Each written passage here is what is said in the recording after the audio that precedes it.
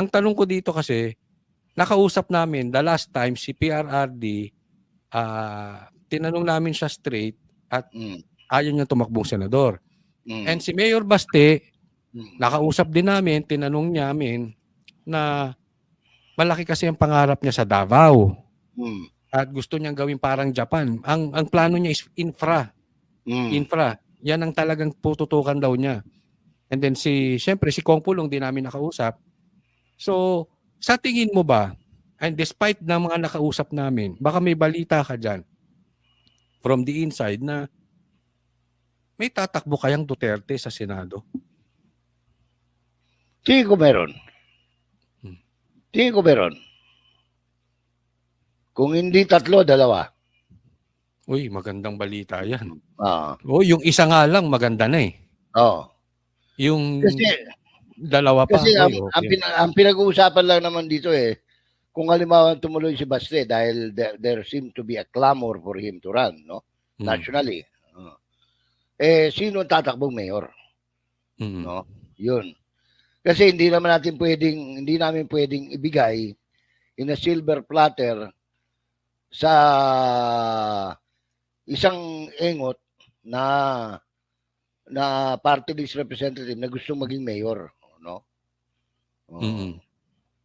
So, alam mo yun yung kung mai-interpret ko, but indirectly hindi naman dinerecho sa amin to ni Mayor Baste, pero yung pagkakakwento niya sa amin, hindi niya mapapayagan na mawalan yung Davao eh. Kasi pag tumakbo nga daw siyang senador, sino sa Davao? Hindi, marami pa namang materyales. Yun lang, pag-uusapan talaga. Pag-uusapan ng hugpong ng taga Davao yan, no?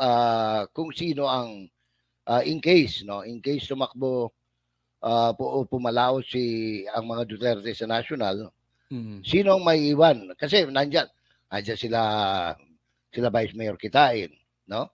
Nandiyan naman yung may isa pang Duterte na young and anong tawag nito? Pwede, no? Si Kitty is already of age. No. Si Kitty.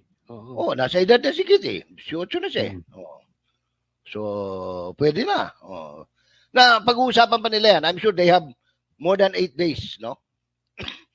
Ako lang, sa akin lang kung akong kunwari tatanungin, si PRRD mag-mayor ng Davao. Pwede. Kasi para hindi na siya lalayo. Lahat yan, pwede lahat. Tapos si Baste mag-senador. Kung ako lang masusunod, syempre hindi naman natin sila pwedeng utusan eh. Pero yun ang maganda sana. Basta kami dito sa Davao, hindi namin problema yan. We have more than enough leaders na pwede. But never, kahit kailan di mananalo mga Nograles dito. No way, no way. Alam mo, langaw eh. Kasi from the hotel, going to KOJ. Kaya nga nag-party list na lang yung mga yan. Wala na talagang chance na... Wala silang pag-asa no? Sa regular? Wala silang lugar. Wala man silang baluarte. Wala baluarte yan eh. Ang tatay nila, ang baluarte, Capo View Hotel, coffee shop. Kaya 3 beses, 4 na beses tumakbong mayor si the late na Boy Nograles, hindi nanalong mayor eh. Nilalangaw nga, Sir Jay, kasi from the hotel going to KOJC, nadadaanan namin yung lagi yung nagmimigay silang ayuda dyan. Langaw yun. Nilalangaw yung headquarters nila dyan. Wala naman talaga. Walang charisma wala yan. Wala silang chance. Dito si Jay Guevara, shout out. So, sa madaling salita, walang problema sa Davao. Kahit tumakbo lahat ng Duterte as senador, Davao will be in good hands. So, Davao will always be in good hands. Ay, may ibubulong ako, Sir Jay. May ibubulong ako, Sir Jay. Taga ano to eh. Kaibigan to ng isa sa mga Duterte. May binulong siya sa akin. Bubulong ko total at 3,300 lang naman ang nanonood. Sige lang. Sinabi niya na dito naman sa side ko, 334,000 lang naman ang nanonood sa iyo ngayon. Ang dami. May binulong siya na meron daw pakawalan isang naniniwala sila pakawalan ng isang vlogger na kunwari kontra Marcos pero totoo nandun pa sa loob. Saka ako nasasabihin kung sino. Oo, alam mo, walang pagdating sa politika, ano yan, walang tatalo sa kay Mayor Digong. Ha? Oh. Amoy nila naamoy nila. Basang-basa yan. No. Ano yan? Sabi namin nung narinig namin yun. Oh. Ay, we told you so, sabi namin. We told you so. Totoo yun. Walang ano. Magaling yung mga yan. Kung ako nga, taga-bukid ako, alam na alam ko kung nangyayari lahat yan sa Maynila, di ba? Oh. Ay, pagka sinasabi Maynila ka, saan ba nagsimula yung Code Blue? Oo. O, di ba? Kaya lahat kayo na-shock. Bakit alam ko na may emergency sa may Pasig River nung araw na yun, di ba? Nung gabi yun. May nilipad ng helicopter, di ba? Nandito lang ako sa bukid. Marami tayong contact pa riyan. Maraming loyal na mga tao na gusto para sa bayan. Okay. Yan, kilala ko yan, sabi ni Jay Guevara. Anharo, thank you narinig niya yun narinig niya. Pero hindi pa bumabaliktad ano pa. But anyway, next. So, sige.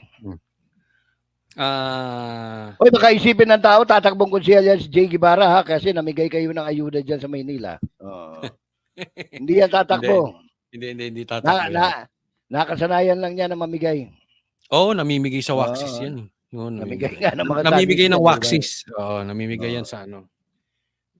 Sige, next. Cayetano. Pia Cayetano. Si Pia, magaling na corporate lawyer. Magaling na volleyball player. Naging miyembro ng UP, volleyball team. Naging national team player din yata sa volleyball, kung ako nagkakamali. Magaling magbisikleta.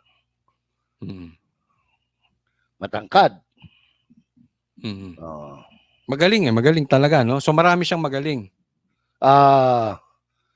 Anong tawag nito? Ang alam ko, din siya, dalaga rin siya.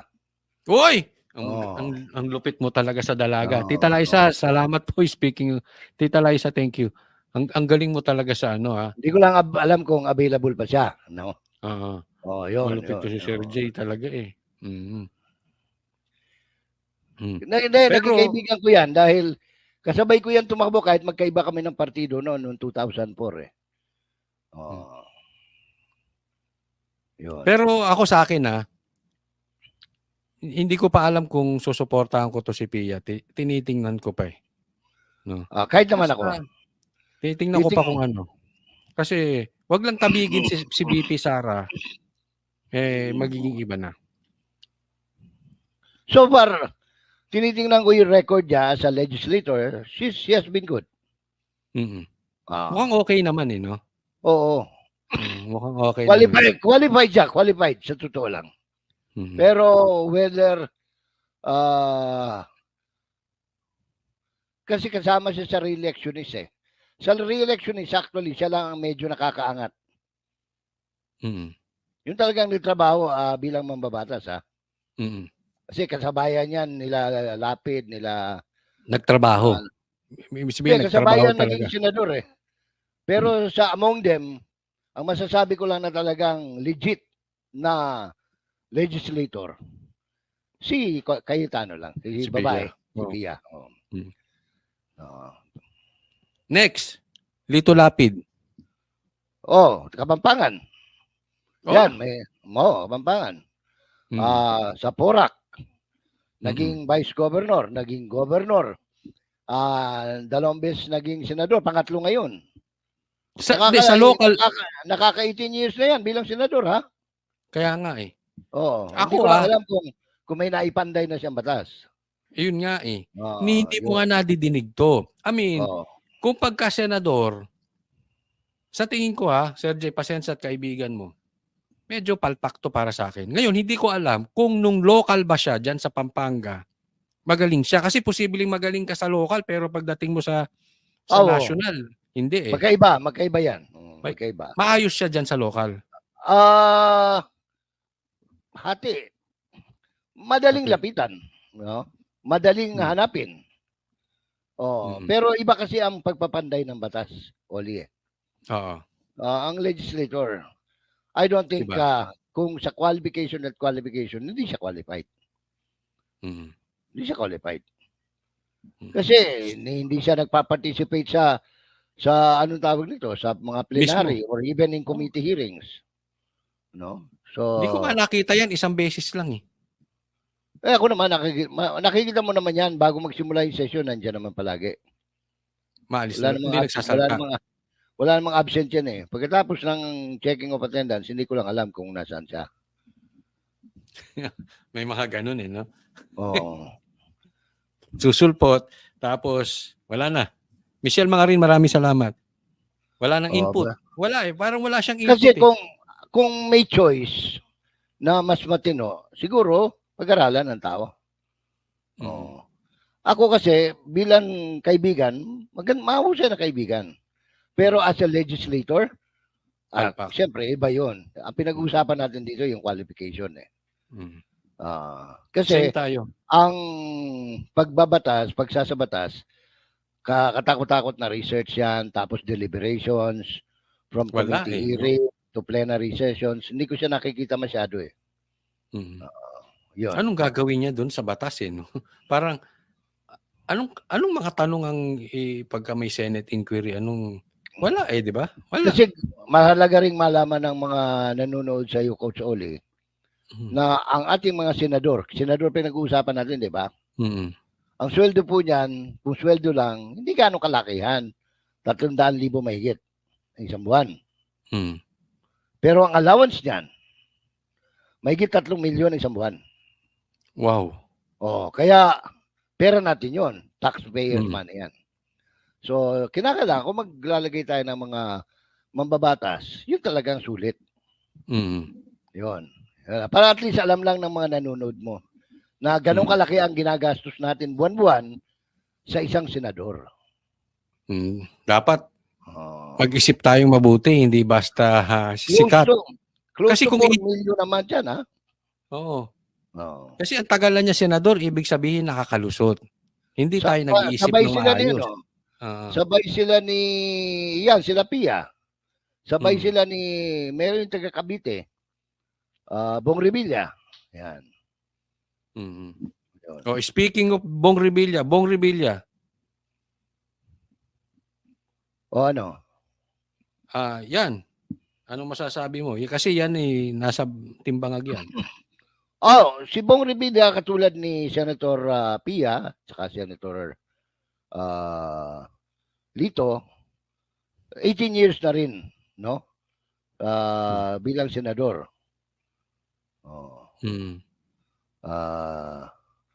Magaling na artista, action star.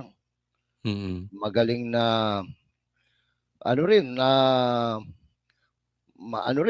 matapang din ang matapang din ang tamod dito eh. Maraming anak to eh. Matindi. Pero qualified. Qualified ba? Qualified maging tatay kasi wala naman akong nabalitaan na pinabayaan niya yung mga anak niya eh, kahit iba-ibang nanay. Responsible father. Yes. Pero qualified as senator. Ulit kasi parehas sila ni parehas artista. Pareho sila ni Lito. Lito Lapid, re-electionist. Pareho sila. College, anong tawag ito? High school dropout. Parehas re-electionist. Ewan ko ako medyo... Hindi ko rin nakikitang nagpa-participate sa mga committee or plenary sessions. Wala din no? Wala. Pero mabait na tao. Mabait na tao, ha? Pero iba ang pinag-uusapan natin dito, yung qualification para maging mambabatas. Another, kasi puro na tayo artista, disulit-sulitin na natin. Another artista. Sino Tito yan? Soto. Ito, in fairness naman. Tito Soto, oo. Si Tito Soto, I would still consider him as one of the best, if not the best, majority leader we ever had in the Philippine Senate from the time of the old Philippine Senate hanggang sa naging Senate President siya. Masipag yan. Masipag na mambabatas. Qualified, college graduate, letran, naging vice mayor, naging Dangerous Drugs Board executive chairman. He participates in practically all committee hearings and plenary sessions. So walang showbiz, walang halong showbiz. Qualified siya maging, in fact, anong tawag nito? I would say one of the, sa mga galing sa celebrity, isa siya sa maihahambing mo na mas pinakamasipag siguro. Mas masipag pa kay Orly Mercado or Eddie Ilarde for that matter. Talagang hindi siya nagpabaya bilang mambabatas. So okay to. Sa akin kung may puwang pa, malamang at sa hindi may kukonsider ko siya. Thank you, Oscar Mendoza. Kasi hindi naman kasi kumpleto yung PDP ata di ba? Hindi ko lang alam. Hindi ko pa alam kung sino kandidato ng PDP Parang kulang ang alam ko lang doon sa PDP, si Mr. Malasakit, Senator Bongo, Senator Bato de la Rosa, yun lang ang re-election doon re-electionist Sino pa ba re-electionist doon? Si tatakbo Philip Salvador? Sa PDP? Kaibigan ko si Ipe, pero teka muna, pag-usapan natin kung qualified pa siya. Ako, ganun ako alam mo, walang masamang tinapay sa akin, no? Kasi kilala ko lahat yan So tayo, i-guide natin yung mga boboto kung sino itong mga ito. Yun. Kasi parang hindi sa tingin ko hindi makukumpleto yung 12 as of now hindi makumpleto. So posibleng ang butas na ilalagay itong si Tito Soto. Kung hindi makumpleto yun. Pwedeng option. Pwedeng option, di ba? Ako alam natin kaibigan ni Senator Robin yan. Hindi ko type C Sa akin lang naman. Kasi hindi. Dito pa naman tayo sa kumpa tayo, timbangag pa tayo, di ba? Maglaan din tayo ng oras para sa mga sa ibang grupo. Kasi may mga independent din di ba? Eto next. Isa pang parang artista kasi sikat din talaga si Pacquiao.